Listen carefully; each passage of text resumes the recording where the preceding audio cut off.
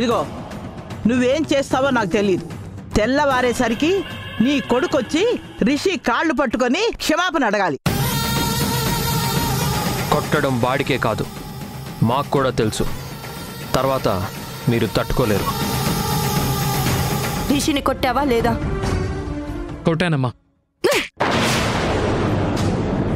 వాడు నీ తమ్ముడురా. వాణ్ణి అంత దారుణంగా ఎలా కొట్టావు? అమ్మా అసలు వాడేం చేశాడో తెలుసా? అదంతా నాకు అనవసరం. అమ్మా నా సంగతి నీకు తెలీదా? వాడిని నేను అంత దారుణంగా ఎందుకు కొడతాను? అసలు వాడేం చేశాడో తెలుసా? ఏదైనా చేయని అంత మాత్రాన అలా కొడతావా? నీ వల్ల వాడు మాట్లాడలేని పరిస్థితుల్లో ఉన్నాడు. నేను అందరినీ కలపాలనుకుంటుంటే నువ్వు ఇలా చేస్తావా? ఇలా తయారయ్యావేంట్రా? అమ్మా నువ్వు ముందు 2 విషయాలు తెలుసుకో. మొదటిది, నేను వాడిని మరీ అంత గట్టిగా ఏం కొట్టలేదు. వాడికేం కాలేదని తెలిసాక నేను అక్కడి నుంచి వెళ్ళాను.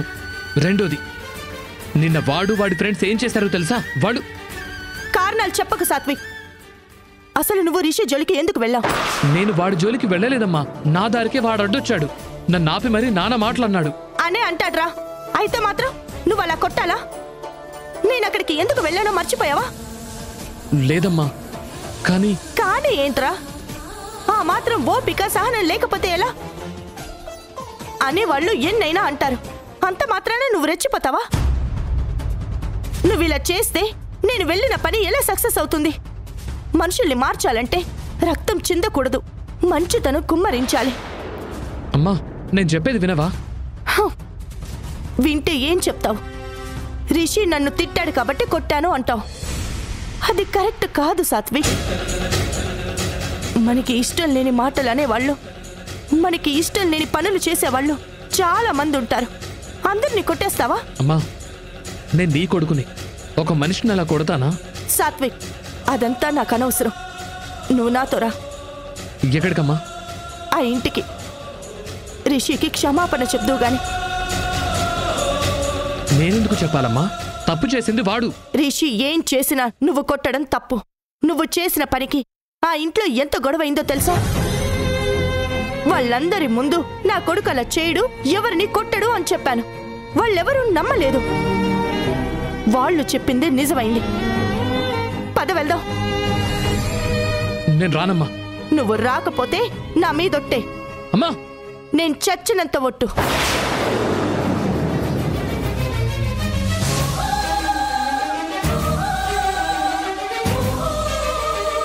సరేమ్మా వెళ్దాం పద. రేయ్ చూడరా, నువ్వు కొట్టిన దెబ్బలకి వాడు ఎలా విలవిల్లాడిపోతున్నాడు. రేయ్ వాడు పుట్టుకతోనే ప్రిన్స్ రా. నీలా పూట పూటకి అడుక్కు తింటూ బ్రతకలేదు. వాడిని దారిలో పెట్టడానికి నేనున్నాను. మధ్యలో నువ్వెవడో నా కలగ చేసుకోవడానికి. పట్టుకో, వాడి కాళ్ళు పట్టుకుని క్షమాపణ చెప్పు.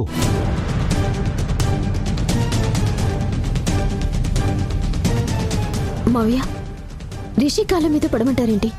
అది కరెక్ట్ కాదు. అసలు తను తప్పు చేశాడో లేదో తెలియకుండా శిక్ష వేయకూడదు. వేదా నిన్ను మాట్లాడొద్దని చెప్పాను కదా. ఈ గొడవ డాడ్ క్లియర్ చేస్తారు. నువ్వు సైలెంట్గా ఉండు. ఇది డిసైడ్ చేయాల్సింది నేను కాదు, రిషి. చెప్పు రిషి, ఏం చేద్దాం?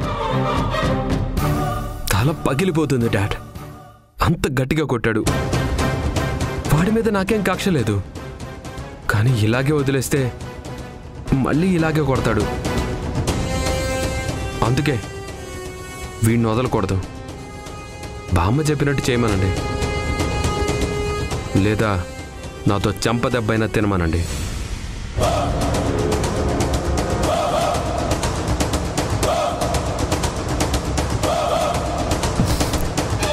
ఎస్, నువ్వు చెప్పిందే కరెక్ట్. ఏ కార్తీక్, ఏం డిసైడ్ అవుతావు? వాడి కాళ్ళు పట్టుకుంటావా లేకపోతే చెంప దెబ్బ తింటావా?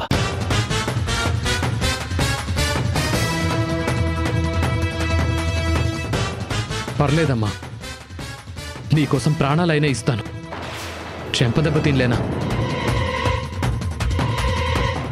రిషి, వీడు మళ్ళీ నీ జోలికి రాకుండా బుద్ధి చెప్పరా.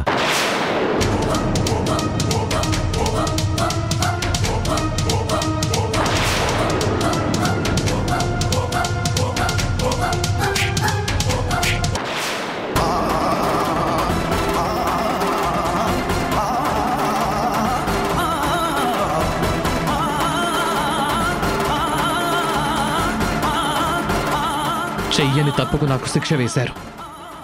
నా తల్లి కోసం నేను తల వంచాను. కానీ అన్యాయం ఎంతో కాలం సాగదు. షడప్. ఇంకోసారి నా తమ్ముడు జోలికొస్తే నీ అంతు చూస్తాను. Get out. వెళ్తాను శ్రీ, కానీ గుర్తుపెట్టుకో, నీ తమ్ముడు అబద్ధాలతో బతుకుతున్నాడు. అది ఎంతో కాలం సాగదు. రేయ్, వాడు నిజం చెప్పాడు, అబద్ధం చెప్పాడు, కానీ వాడి ఇంటి వారసుడు. వాడి జోలికొస్తే సహించను. ఇలా ఎంతకాలం అబద్ధాన్ని రక్షిస్తారో రక్షించండి. ఏదో ఒక రోజు వీడే మీ అందరినీ రోడ్డుకి ఏడుస్తాడు. బావ దేనికి చెల్లించడు. ఒక రకంగా చిన్నప్పటి నుంచి తను బాధలకి అలవాటు పడిపోయాడు. కానీ ఇప్పుడు మాత్రం తన కళ్ళల్లో నేను బాధని చూశాను. ఇదంతా మీ వల్లే. అవును, మీ వల్లే. మీరత్తయ్యని అక్కడికి పంపించకపోతే ఈ గొడవలన్నీ ఉండేవే కాదు. వీణ, పార్వతి నేను ఈ కుటుంబాన్ని కలపాలి అనుకుంటున్నాం. ఇంత పెద్ద పని చేసేటప్పుడు మధ్యలో కొన్ని ఎదురు దెబ్బలు కూడా తగులుతాయి. కార్తీక్ అర్థం చేసుకుంటాడని నమ్మకం నాకుంది. ఇప్పుడు వీళ్ళు కలిసి ఉండకపోతే నష్టమేంటండి? కలిసుండి రోజు కొట్టుకునే కంటే దూరంగా ఉండి ఎవరి బ్రతుకు వాళ్ళు బ్రతకడం బెస్ట్ కదా. అది కాదమ్మా, ఎంత కాదనుకున్నా వీళ్ళది వాళ్ళది ఒకటే రక్తం. నా పిల్లలకి ఎలాగైతే సమాజంలో ఒక పేరుందో పార్వతి పిల్లలకు కూడా అలాగే ఉండాలి. వాళ్ళనెవరూ తండ్రెవరో తెలియని అనాథలుగా చూడకూడదు. అప్పుడు మార్పు రావాల్సింది పార్వతి అత్తయ్య పిల్లల్లో కాదు, మీ పిల్లల్లో. మీరు వాళ్ళని వదిలేసి వింటున్నాడు కదా అని బావకి అన్ని నీతులు చెప్తున్నారు. ఇదేం న్యాయం? వాళ్ళు కూడా వినే రోజు వస్తుందమ్మా. అంతవరకు మనం ఓపిగ్గా గడపాల్సిందే. నాకు అర్థం కాంది ఒకటేనండి, బుద్ధి చెప్పాల్సింది చెడ్డవాళ్లకి, కానీ మీరు మంచి వాళ్ళకి చెప్తున్నారు. పైగా వాళ్ళు మారే వరకు ఓపిక పట్టమంటున్నారు. ఇది కరెక్ట్ అని మీకైనా అనిపిస్తుందా? తన బిడ్డ చెడ్డవాడు అనుకున్నంత మాత్రాన ఏ తల్లి వాణ్ణి చంపేసుకోలేదు కదా.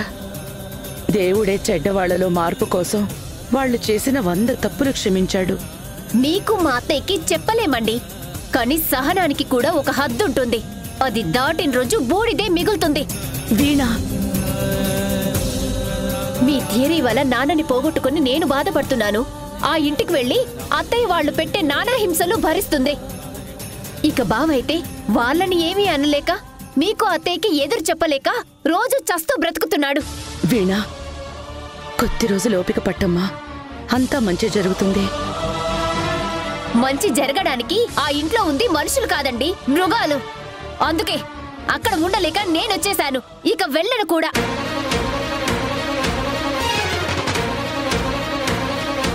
అక్కడ పార్వతి ఎంత బాధపడుతుందో ఏంటో, తనతో మాట్లాడాలి.